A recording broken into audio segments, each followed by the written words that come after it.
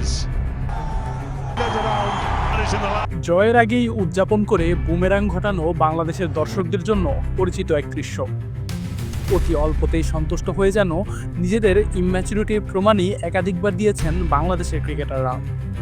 2016 সালে বেঙ্গালুরুতে মুশফিক রিয়াদদের সেই কাণ্ডের পর বাংলাদেশের দর্শকদের ঘটনাটা রীতিমতো ট্রমা হয়ে উঠেছিল। হংকং চায়নার বিপক্ষে গোল করার পর রাকিব হোসেনের উদযাপন অনেকটা সেই ঘটনাই মনে করিয়ে দিয়েছে এদেশের মানুষকে। ফুটবল কিংবা ক্রিকেট, বাংলাদেশের খেলোয়াড়রা যে এখনও স্পোর্টসম্যান স্পিরিটটাই ধারণ করতে পারেননি তা বোধহয় স্পষ্ট। 2016 সালের বেঙ্গালুরু ট্র্যাজেডি বাংলাদেশের মানুষকে মনে করিয়ে দেবার কিছু নেই। মুশফিক রিয়াদদের শিশুসুলভ মানসিকতা আর ভুলে সেদিন চোখের জলে ভেসেছিল দেশের কোটি খেলাপ্রেমী মানুষ। টানা দুটো বাউন্ডারি মেরেই মুশফিক ভেবেছিলেন যে তার কাজ হয়ে গেছে। অমনি বুনো উল্লাসে মেতে ওঠেন তিনি। কিন্তু স্পোর্টসম্যানের কাজ যে ফিনিশিং লাইন টাচ করে তবেই উদযাপন করা। যা হবার তাই হয়েছিল। 3 বলে 2 রান নিতে না পেরে ম্যাচ হেরে পুরো দেশকে কান্নায় ভাসান 2 সিনিয়র ক্রিকেটার মুশফিক ও মাহমুদুল্লাহ রিয়াদ।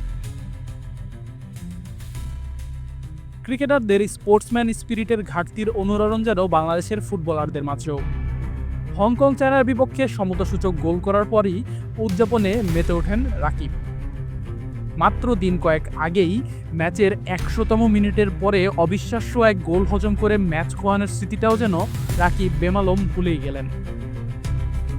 কিন্তু হংকং চায়নার বিপক্ষে এই ম্যাচে ড্র যে বাংলাদেশের এএফসি কোয়ালিফিকেশনের জন্য যথেষ্ট হতো না তা বোধহয় ভুলেই গিয়েছিলেন এই ফরওয়ার্ড।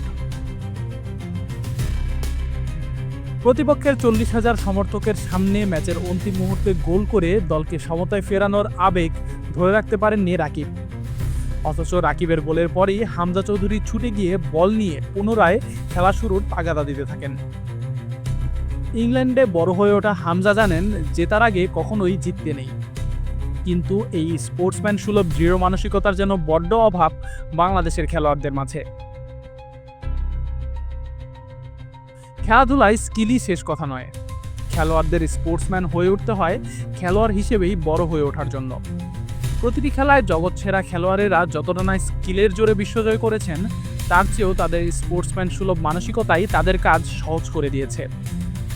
ছোট ছোট অর্জনে আপ্লুত হয়ে তারা ভেসে যাননি, ফিনিশিং লাইন ছুঁয়ে তবেই উদযাপনে মেতেছেন। বাংলাদেশকে সব খেলায় বিশ্বসেরাদের টক্কর দিতে হলে খেলোয়াড়দের এই মানসিকতাটা যে বড্ড দরকার।